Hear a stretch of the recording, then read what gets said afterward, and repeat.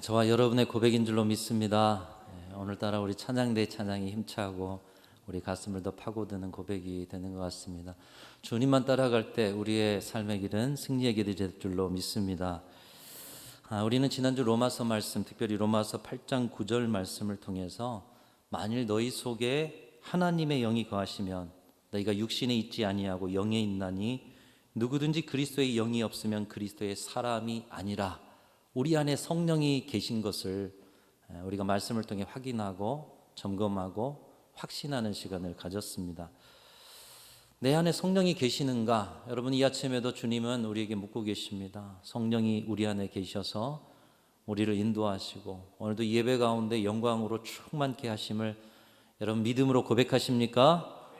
우리 안에 성령께서 계시다는 거예요. 우리와 영원히 함께 하시고 내가 주님을 따라가는 그 길도 성령으로 함께하고 계시는 줄로 믿습니다. 인생을 돌아볼 때 우리는 절실하게 성령의 도우심이 필요합니다. 인생의 모든 자리에 끝도 없이 탄식의 문제가 생겨나고 고아와 같이 홀로 남겨진 고독한 자리 속에서, 그리고 주의 복음을 증거하려 할 때 너무나도 연약하고 부족함이 느껴질 때 성령은 권능으로 함께 하셔서 그 모든 것을 도우시고 인도해 주시는 줄로 믿습니다. 오늘 이 아침에 말씀의 첫 출발도 우리 거기서부터 시작했으면 좋겠는데요. 우리 옆에 분들에게 함께 인사하겠습니다. 우리는 성령의 사람입니다. 성령 충만합시다. 이렇게 한번 인사하겠습니다. 여러분, 우리가 정말 성령님이 내 안에 계시다는 것을 믿고 산다면, 그리고 성령의 도우심이 절실하다면 오늘 우리가 살아가는 삶의 자리에 성령님이 나를 도와주실 것을 사모하면서 성령 충만을 갈급하면서 갈망하면서 살 것입니다. 그러나 많은 신앙인들이 성령님의 존재도 모르고 살아가는 분들도 있고요. 성령이 내 안에 계시다는 것을 지식적으로 알지만 전혀 의지하지도 않고 의식하지도 못한 채로 그저 세상 사람들과 똑같이 내가 가진 지식대로, 솟아오르는 감정대로, 욕심에 치우친 의지대로 살아가는 것을 흔히 보게 됩니다.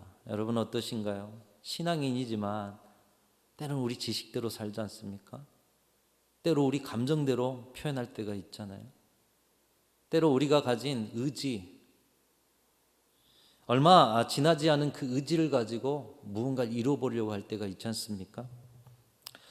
이런 사람을 성경은 육에 속한 사람이다 이렇게 말씀하고 있습니다. 로마서 8장에 따르면 성령과 생명의 관점에서 사람을 세 부류로 나누는데, 예수님을 모르고 육신대로 살아가는 사람을 육신에 속한 사람, 일반 세상 사람을 육신에 속한 사람이라고 하고요. 또 예수님을 알고 믿고는 있지만 세상과 하나님, 정욕과 거룩 사이에서 머뭇거리면서 적당히 살아가는 신앙인을 육에 속한 사람, 그리고 오직 하나님을 기쁘시게 해드리고 거룩한 주의 백성으로 살려고 몸부림치면서 매 순간 생명의 성령의 법이 내 안에 죄와 사망의 법과 싸워서 오늘도 주님이 원하시고 주님이 기뻐하시는 삶을 살려고 몸부림치며 성령 충만을 구하는 영에 속한 사람, 이 세 가지 부류로 나누고 있습니다. 여러분, 특별히 예수님을 믿는다고 하지만 이 안에 두 가지 부류가 있어요. 육에 속한 사람이 있고 영에 속한 사람이 있다는 거예요. 지난주 말씀은 예수님을 믿었으나 육신에게 져서 육신대로 살아가는 육에 속한 사람으로 살아간다면 그 사람은 그리스도인이 아니고 하나님의 아들, 하나님의 자녀가 아니다, 이렇게 말씀하고 있는 것입니다. 왜 그렇습니까? 그 안에 성령이 계시다면 육신에게 져서 육신대로 살 것이 아니기 때문에, 성령은 우리 안에 역사하셔서 영적인 삶을 살고 하나님의 거룩을 이루며 살게 하시는 영이시기 때문에, 여러분 안에 육신의 소욕대로 살아가는지 아니면 성령의 이끄시는 대로 살아가는지 우리 다시 한번 확인하기 위해서 로마서 8장 12절부터 14절 말씀을 제가 읽어보면 이렇습니다. 그러므로 형제들아, 우리가 빚진 자로 돼 육신에게 져서 육신대로 살 것이 아니니라. 너희가 육신대로 살면 반드시 죽으리라. 죽을 것이로되 영으로서 몸의 행실을 죽이면 살리니 무릇 하나님의 영으로 인도함을 받는 사람은 곧 하나님의 아들이라, 이렇게 말씀하고 있어요. 여러분 안에 성령이 계시고 성령께서 여러분을 인도하신다면 성령님은 반드시 우리를 생명의 길, 복의 길, 거룩의 길, 은총의 길로 인도하여 주실 줄로 믿습니다. 그런데 성령이 내 안에 계신다고 하고요, 성령이 늘 함께 하신다고 우리가 믿고 있음에도 불구하고 우리가 육신에게 져서 세상 사람과 똑같이 살아가고 우리의 지식대로, 우리의 감정대로, 우리의 욕심에 찬 의지대로 살아간다면 여러분, 성령이 내 안에 계시는 것일까요? 나는 성령이 내 안에 계신다라고 알았지만 성령이 계시지 않거나, 성령이 내 안에 계심에도 성령 의지하지 않고 내 뜻대로 살아가거나, 둘 중에 하나 아니겠습니까? 성령님이 내 안에 계심에도 내 뜻대로 살아간다면 하나님의 영이요 하나님이신 성령을 무시하고 외면하는 것입니다.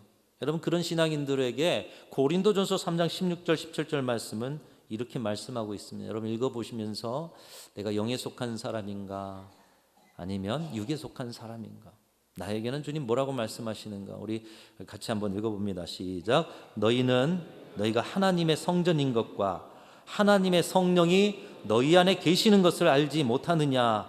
누구든지 하나님의 성전을 더럽히면 하나님이 그 사람을 멸하시리라. 하나님의 성전은 거룩하니 너희도 그러하니라. 여러분 안에 성령께서 계신 줄로 믿습니다. 성령이 계시다면 우리의 몸과 우리의 삶은 하나님의 성전 된 것이다. 그런데 하나님의 성전이면서도 우리의 그 몸과 인생을 죄악과 세속으로 더럽힌다면 하나님 그 사람 멸하실 것이다. 왜? 하나님의 성전을 더럽힌 것이니. 그렇기 때문에 우리의 몸을 성령이 계시는 정결하고 깨끗하고 거룩하게 구별하는 삶을 우리가 살아가야 한다라는 것입니다. 그렇지 않으면 하나님이 멸하시리라. 하나님의 성전은 거룩하니 너희도 그러하니라. 사랑하는 성도 여러분, 여러분 안에 성령께서 계시고 여러분의 인생의 성령이 함께 하시는 성전인 줄 알고 여러분의 몸과 인생의 모든 시간을 거룩하게 구별하셔서 성전된 삶을 살아가시는 우리 성도들과 우리 순천 중앙교회가 되실 수 있기를 간절히 소망합니다. 성령이 우리 안에 계시는 것이 얼마나 우리에게 큰 복이요 은혜인지 아는 사람은 어떻게 해서든지 성령이 계실 수 있도록, 지난 시간에 우리 다윗의 몸부림을 보았죠. 내 안에 성령을 거둬가지 마십시오. 성령이 내 안에, 내 삶에 계시는 것이 얼마나 큰 복인 줄 안다면 어떻게든 성전된 삶을 놓치지 않으려고 몸부림치는 것이. 지난 목회지에서 점쟁이로 살던 분이 교회에 왔어요. 한 권사님의 인도로 이 권사님이 찾아와서 복음을 전하고, 뿐만 아니라 그 복음을 전하면서 함께 불러준 찬송이 감동이 되었다는 거예요. 누가요? 점쟁이가. 점을 친다는 것, 그 안에 누구를 데리고 살죠? 귀신을 데리고 살아요. 요즘 뭐 TV 프로그램도 나오잖아요. 그 안에 신이 있다는 거예요. 모시는 신이 있다는 거예요. 들어보니 그들도 참 고달프게 살고 있습니다. 한 겨울에도 새벽마다 일어나서 찬물로 몸을 씻어요. 거룩하게 깨끗하게 해야 된다는 거예요. 새벽마다 징후를 흘리며 기도를 합니다. 여러분도 아마 들어보신 적이 있으실 거예요. 이웃에 그런 집이 있으면 늘 새벽에 잠을 못 자죠. 다른 사람과의 관계를 차단합니다. 그렇게 귀신이 원하는 삶을 살려고 자신을 구별하지만 때때로 찾아와서 자신을 괴롭게 하고 힘들게 한다는 것입니다. 그런데 점을 볼 때면 신기하게도 맞는다는 거예요. 이 말을 할 때 그분의 눈빛을 보니까 눈빛이 살아있어요. 이 점을 볼 때 신기하게 맞는다. 자신 안에 신이 살아있다라는 느낌으로 이야기를 해요. 점을 맞추는 신비한 일에 대해서는 여전히 사로잡혀 있는 모습이었습니다. 근데 전도를 하러 와서 찬송을 불러주니 찬송이 은혜가 됐고 마음이 평안해서 그래서 교회에 나왔습니다. 얼마나 큰 은혜입니까? 여러분, 귀신의 지배를 받는 사람들도 자신을 정결하게 합니다. 새벽에 기도를 드립니다. 정성을 다합니다. 그리고 되도록 정욕과 욕심을 멀리합니다. 귀신과 끊임없는 교제를 나눠요. 누가요? 귀신에 사로잡힌 사람들이에요. 그리고 고통스러운 인생이 계속됨에도 신비로운 일들에 즐거워하고 여전히 그 일들을 사모하고 있는 눈빛을 보게 되는 것입니다. 그것을 보면서 하찮은 귀신에게 사로잡힌 자들도 이렇게 사는데 온 세상의 주인이신 하나님, 하나님의 영, 성령을 모시고 살아가는 사람들이 최소한 이것보다는 나아야 되지 않겠느냐, 이런 생각을 해볼 때가 있었어요. 여러분, 귀신에 사로잡힌 자들의 사모함보다 저와 여러분이 우리 안에 계신 성령을 사모함이 더 열정적이고 더 뜨겁고 더 담대하고 더 거룩하고 더 정결할 수 있기를 주님의 이름으로 축원합니다. 귀신이 함께하는 그 인생은 버려진 인생 아닙니까? 그런데 우린 성령이 함께하는 성전된 인생, 이 복된 인생을 위해서 성령의 역사를 사모해야 하는 것이에요. 부목사 시절이었는데요, 새가족부 담당하는 목사님이 주일날 바쁘게 움직이면서 저한테 와서 부탁을 하는 거예요. 산부 예배 후에 새가족을 좀 만나서 기도를 좀 해줘야 되는데 목사님, 제가 좀 바빠가지고 부탁 좀 드릴게요. 마침 사역이 없어서 제가 갈 수 있습니다. 근데 기도를 해주려면 좀 알아야 되네. 그분 어떤 분입니까? 근데 그렇게 물었을 때 첫 만남에 대해 이야기를 해줬습니다. 이분이 교회 뒤쪽에 동네에 사시는데 처음 만난 자리에서 목사님께 귀를 좀 가까이 대보라고 하셨답니다. 그래서 무슨 소리를 하시려고 하나, 이제 여자 할머니 분이셨는데, 그래서 귀를 할머니에게 쫑긋 가까이 대니까 그 할머니가 속삭이듯이 이렇게 이야기했대요. 내 안에 귀신이 있다. 자기 안에 귀신이 있다는 거예요. 깜짝 놀라서 멈칫했다가 무슨 이야기인가 들어보려고 또 이야기를 시작했습니다. 근데 언제부터인가 귀신이 들어와서 자신을 못 살게 굴고 잠을 못 자게 해서 죽을 것 같아서 교회에 나왔다는 거예요. 귀신이 자신의 삶을 괴롭히는, 여기에서 도저히 살 수가 없다는 거예요. 여러분, 한편 생각하면 또 얼마나 감사한 일입니까? 살기 위해서 교회를 나왔다는 거예요. 살고 싶어서. 교회는 헛된 영과 거짓에 사로잡혀서 괴로운 가운데 있는 영혼들에게 살 길을 내주는 곳이 교회인 줄로 믿습니다. 여러분, 우리 기독교 신앙은 우리를 살리신 예수, 그 예수의 영이 우리를 주장하셔서 얽매인 데에서, 문제에서, 이 고통에서 우리를 자유케 하는 놀라운 역사를 체험하게 하는 자리가 바로 기독교 신앙의 자리인 줄로 믿습니다. 귀신이 자신 안에 있는 사람도 귀신이 어떻게 자신을 괴롭히는지를 알아요. 귀신이 어떻게 행하는지를 알아요. 어떻게 하면 귀신의 힘을 빌려서 미혹된 영혼들을 사로잡아 점을 치는지 알아요. 그런 하찮은 귀신에게 사로잡힌 사람들도 그런 것을 아는데, 하나님의 영, 예수의 영, 성령께서 여러분 안에 계시는데 성령님이 어떻게 여러분을 자유케 하시며 성령님이 어떻게 여러분에게 권능을 주시는지 그 권능을 입고 살아가야 되지 않겠습니까? 성령이 계시는 마음, 성령이 계시는 인생은 반드시 성령의 역사가 나타나는 줄로 믿습니다. 여러분 안에 성령이 계시잖아요. 성령이 어떻게 일하시는지 알 때에 성령님 내 안에 오셔서 역사에 주옵소서 사모함이 생겨나고요. 그 사모함 가운데 간절함으로 성령의 도우심을 구할 수가 있는 거예요. 우리를 위로하시는 성령, 우리에게 깨우치시는 성령, 우리를 만져주시고 치유하시는 성령, 성령이 지금 우리 가운데 어떻게 역사하는지를 알아야 삶의 모든 문제의 자리에서 내 안에 계신 성령이여, 나와 함께 하신 성령이여, 날 도와주옵소서, 성령을 사모하고 그 충만을 갈망하는 것이죠. 여러분, 우리 안에 계신 성령께서 어떻게 일하고 계실까요? 어떤 일을 하시는 분이십니까? 오늘 말씀을 통해서 보는 성령의 중요한 사역 한 가지를 본문 가운데서 우리는 찾아볼 수가 있습니다. 자, 본문 요한복음 14장 26절 말씀 우리 함께 읽으면서 오늘 우리가 배워야 할 이 성령의 사역, 우리가 사모해야 할 성령의 사역 한번 찾아보면 읽겠습니다. 시작. 보혜사 곧 아버지께서 내 이름으로 보내실 성령, 그가 너희에게 모든 것을 가르치고 내가 너희에게 말한 모든 것을 생각나게 하리라.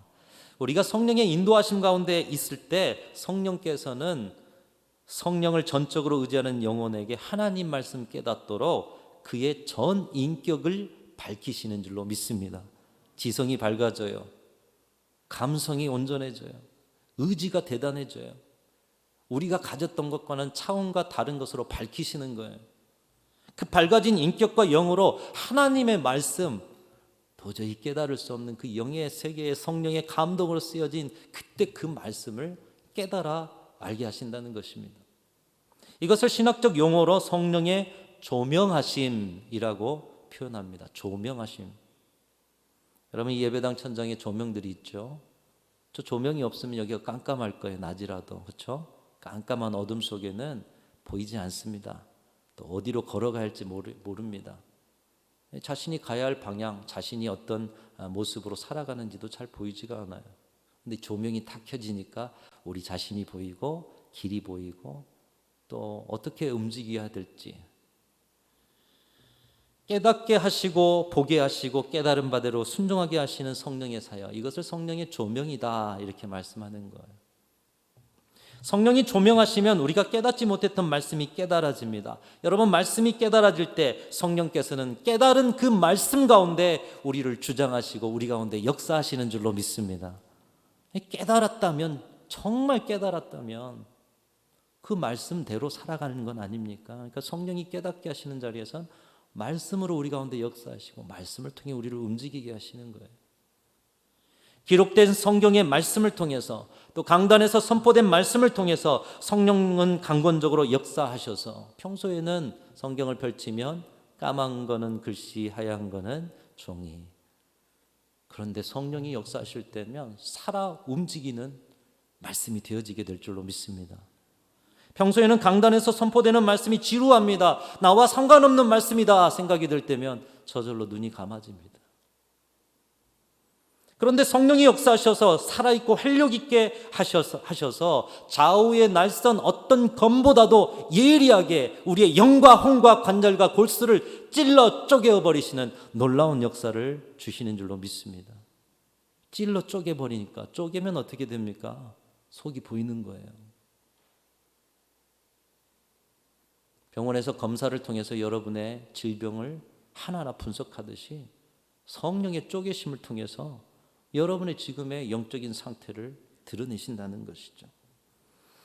말씀으로 쪼개어지면 말씀 앞에 드러나지 않을 것이 없습니다. 히브리서 4장 13절 말씀 이렇게 말씀합니다. 지으신 것이 하나도 그 앞에 나타나지 않음이 없고 우리의 결산을 받으실 이의 눈앞에 만물이 벌거벗은 것 같이 드러나느니라. 여러분, 성령의 역사를 통해서 말씀을 깨닫고 말씀으로 판결을 받으면 숨겨진 모든 것들이 나타난대요. 오늘 우리 서로는 서로의 얼굴을 보면 그 속내는 우리가 몰라요. 말씀 앞에 여러분이 탁 쪼개어지면 그 속내가 다 드러나고요, 나타나고요, 벌거벗은 것 같이 다 드러나게 돼 있다는 거예요. 여러분, 성령의 조명하심으로 이렇게 깨닫게 하심으로 나타나고 드러나게 하시는 것들이 무엇일까요? 오늘 세 가지만 한번 대표적인 세 가지만 정리해 보면, 첫 번째로 성령의 깨닫게 하심, 조명하심을 통해서 하나님께서는 우리가 하나님의 자녀가 되게 하시기 위해서 우리의 모든 죄를 깨닫게 하시고 그 죄를 주님 앞에 회개하게 하시는 줄로 믿습니다. 여러분, 성령의 조명을 통해 죄악이 보인다는 거예요. 죄악이 무엇인지 깨닫게 된다는 거예요. 내 인생과 영혼에 묻어있는 죄성을 깨닫고 알게 하신다는 거예요. 성령이 깨닫게 하시기 전에는 법도 없이 살아갈 나처럼 살아봐라 했던 사람이 어느 집회에서 어느 주일에 선포된 말씀을 통해서 그 말씀을 깨닫게 되어 엎드려져 기도하면서 철저하게 자신이 죄인임을 고백합니다. 나의 죄 때문에 하나님의 마음이 이렇게 괴롭고 아프셨구나. 나의 죄 때문에 한 해밖에 없는 독생자 아들 예수께서 이 땅에 오셔서 나를 위해서 십자가에 달려 죽어주셨구나. 내가 못 박은 군병이요, 창으로 찔렸던 그 사람이요, 내가 살인자였구나. 그 죄가 얼마나 온 세상을 불행하게 하고 자신과 가정과 이웃까지 나 때문에 주변이 병들게 했던 그 시절을 생각하면서 주님 앞에 넙죽 엎드려 회개하게 하시는 영. 여러분, 성령의 조명이 저와 여러분 가운데 있기를 간절히 소망합니다. 고목처럼 단단하고 굳어진 사람이 말씀 앞에 무너져서 눈물 콧물 다 흘리며 진정한 회개로 나아갔던 일, 오늘 여기 계신 우리 건장한 우리 남자분들도 성령의 조명하심을 통해 말씀을 깨닫고 엎드러져 눈물 콧물 흘린 적이 있지 않으십니까? 지난 시절 회개하며 여러분 그렇게 은혜 가운데 불렀던 찬양 많이 있으시죠? 세상에서 방황할 때 나 주님을 몰랐네. 내 맘대로 고집하며 온갖 죄를 저질렀네. 같이 부릅니다. 예수여 이 죄인 너 용서받을 수 있나요? 벌레만도 못한 내가 용서받을 수 있나요? 여러분, 우리가 그렇게 죄를 깨닫고 주 앞에 회개하면서 나같이 벌레보다 못한 존재, 벌레는 주신 생명으로 하나님을 찬양하기라도 하고 나중에 나비가 되기라도 하는데, 나는 이 죄로 세상을 더럽히고 오염시키고 주님 마음 아파하고 예수를 죽이고. 여러분, 그렇게 주님 앞에 엎드려 회개한 적이 있으시지 않습니까? 신방을 가서 어떤 어른신 가정에 늘 신방을 가보면 항상 305장 찬양, 나 같은 죄인 살리신 이 찬양을 신방에 불러주기를 원하셨어요. 여러분, 그 어르신이 어떤 마음으로 평생을 살았습니까? 아니, 지난해에도 하나님 앞에 나 같은 죄인 살리신 용서 구하고 주일마다 또 참회기를 드리는데, 신방 가면 좀 힘을 얻을 수 있는 찬양해야 되는데 나 같은 죄인 살리신, 올해도 내년에도 주님 부르실 날까지 나 같은 죄인 살리신. 여러분, 성령의 조명이 그 가운데 있기 때문인 줄로 믿습니다.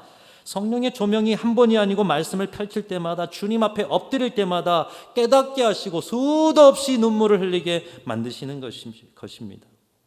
여러분 모두가 그런 은혜를 이미 경험하신 분이요, 오늘 혹시 그런 은혜를 받지 못하신 분이 있으시다면 오늘 이 자리에 임하시고 여러분과 함께 하시는 성령님께 구하십시오. 사모하십시오. 나의 죄를 깨닫고 모든 것을 주님 앞에 씻어낼 수 있도록, 그래서 하나님의 참 자녀가 될 수 있도록, 성전된 삶을 살 수 있도록 구하고, 그 은총 가운데 주님의 신비로운 은혜를 누리실 수 있기를 주님의 이름으로 축원합니다. 두 번째로, 성령의 조명하심으로 나타나고 드러나게 하시는 일은 무엇인가?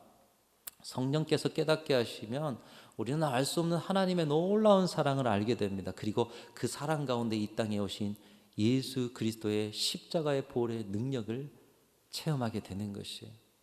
그 십자가 후에 부활의 권세로 우리를 다스리시는 주님을 보게 하고, 그 부활의 능력을 믿게 하고, 그 예수를 믿음의 눈으로 보고 예수를 만나는 은혜를 성령의 조명을 통해 주시는 줄로 믿습니다.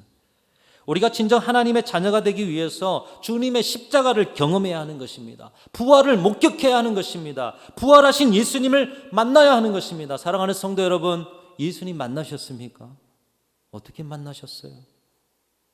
예수님 만나지 못했는데 어떻게 그분을 믿고 그분께 생명을 드릴 수가 있겠습니까? 성령의 조명하심과 깨닫게 하심을 통해 예수를 만나게 된다는 거예요. 성경을 수백 번 읽고도 문자적인 이해를 넘어서지 못해서 예수의 하나님 되심을 반박하고 기독교를 부정하는 사람도 있습니다. 성경을 그렇게 읽었는데도 불구하고요. 반면에 극악무도한 죄를 저질렀음에도 작은 말씀 한 구절 펼쳐 읽는 순간부터 눈물이 저절로 그의 뺨을 적실 뿐만 아니라 온전한 회심으로 자신의 삶을 뒤바꿔서 주의 종이 된 사람들도 있어요. 여러분, 어떤 사람은 몇 번 읽어도 안 되고요, 어떤 사람은 한 구절만 읽어도 돼요. 차이가 무엇일까요? 성령이 깨닫게 하시는 은혜가 없으면 하나님에 관한 이론을 지나칠 만큼 잘 알아도 예수의 메시아 되심과 예수의 하나님 되심을 도저히 알 길이 없는 것입니다. 대표적인 사람들이 바리새인과 서기관들 아니겠어요? 그들은 예수님을 앞에 놓고도 그분이 메시아임을, 그분이 하나님이심을 깨닫지 못했어요. 성령이 조명할 수 없는 단단하게 굳어진 마음이었기 때문인 것이에요. 그러나 예수님의 제자 베드로는 어부 출신이었어요. 바리새인과 서기관들보다 뭘 얼만큼 알겠어요. 그럼에도 불구하고 예수님 앞에 이렇게 고백하죠. 주는 그리스도시요 살아계신 하나님의 아들이십니다. 성경에 예언되었던 그리스도 메시아가 당신이시오. 당신이 하나님의 아들 곧 하나님이십니다. 이렇게 고백하는 거예요. 그런 고백에 예수님이 칭찬하시죠. 마태복음 16장 17절에 예수께서 대답하여 가라사대 바요나 시몬아 내가 복이 있도다. 이를 내게 알게 한 이는 혈육이 아니요 하늘에 계신 내 아버지시니라. 그가 예수님을 그리스도로 고백하고 예수님을 하나님 아들로 고백하는 것은 하나님이 가르쳐 주셨기에 어떻게 해요? 성령의 조명하심을 통해, 성령의 깨닫게 하심을 통해, 사람의 힘으로, 이론으로, 노력으로, 지식으로 안 되는 예수가 그리스도요, 예수가 하나님이심을 깨닫게 되었던 것입니다.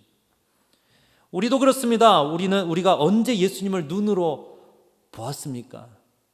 여러분, 예수님 언제 만나셨어요? 2000년 전에 오셨던 그분 어떻게 만나셨습니까? 그럼에도 불구하고 여러분 예수님 만난 자라고 말씀하고 계시지 않습니까? 그것은 성령의 깨닫게 하심, 성령의 조명으로 말씀을 통해서 예수 그리스도를 알 뿐만 아니라 성령의 역사를 통해서 사도 바울처럼 예수님을 만나고 예수님을 체험하고 예수님과의 연합의 신비한 은총을 여러분이 경험하여 하셨기 때문인 줄로 믿습니다. 여러분, 스데반이 돌에 맞아 죽을 때 그가 예수님을 보게 되잖아요. 보좌에 앉으신 예수님을 만나잖아요. 성령의 조명을 통해 보게 되는 거예요. 오늘날 이 체험이 교회와 신앙 안에서 사라졌습니다. 머리로는 알지만 예수님을 전인격으로 알지 못함으로 만나지 못한 예수를 섬기려니 이 섬김이 억지가 돼요. 헌신이 억지가 돼요. 강제가 돼요. 사랑하는 성도 여러분, 성령의 역사를 사모하시고 진정 여러분이 예수 그리스도를 만나셨다면 날마다 성령의 조명하심을 통해 오늘도 만나고 내일도 만나시고요. 근데 그 만남을 잃어버리셨다면 성령을 사모하시고 도와달라고 성령께 구하십시오. 다시 성령의 조명을 통해 예수 그리스도를 만나는 기쁨이 우리 순천중앙교회와 또 교회 안의 모든 사역과 성도들의 삶의 자리에 넘쳐날 수 있기를 간절히 소망합니다. 예수님 만나는 거 너무나도 중요해요. 우리 교회학교 다음 세대 이야기하지만 교회학교 예배 속에 예수님 만나지 못하고 여름 사역과 모든 프로그램 안에서 이 예수님 만나는 일이 가장 먼저인 것 아니겠어요? 성령의 조명하심으로 나타나고 드러나게 하시는 일이 무엇입니까? 세 번째로 성령의 조명하심으로 여러분 성경 말씀이 실제하는 하나님의 말씀으로 믿어지는 것이고요. 그것이 하나님의 말씀이니 그 말씀을 사모할 뿐만 아니라 말씀의 순종함이 이루어지게 되는 줄로 믿습니다. 세 번째는 말씀을 사모하는 거예요. 성령의 조명과 깨닫게 하심을 통해 말씀의 참맛을 아는 거예요. 지금 실제하는 하나님이 내게 주신 말씀으로 그 말씀을 받고요. 그게 하나님의 말씀이니 순종의 삶을 당연히 살아내는 것이죠. 우리가 성령의 조명을 받기 전에는 말씀을 연구하고 이해해보지만 말씀의 생명과 능력에 대해서 알지 못합니다. 말씀에 대한 지식은 많지만 말씀을 순종하는 데까지 이르지 못해요. 오늘의 우리 신앙을 가만히 비춰보시기 바라요. 지식이 충만한 한국교회, 그러나 말씀에 능력이 없는 한국교회. 왜 능력이 없어요? 이 말씀을 살아있는 말씀으로 믿지 않기 때문에, 말씀을 살아있는 말씀으로 순종하지 않기 때문에. 우리는 너무나도 쉽게 성경을 하나님의 말씀이라고 이야기합니다. 그러면서도 하나님의 말씀인 그 성경 펼쳐 읽을 때 그 말씀대로 순종하지 않을 때가 많습니다. 곧 말씀이 하나님이시라는 것을 인정하지 못하기 때문이에요.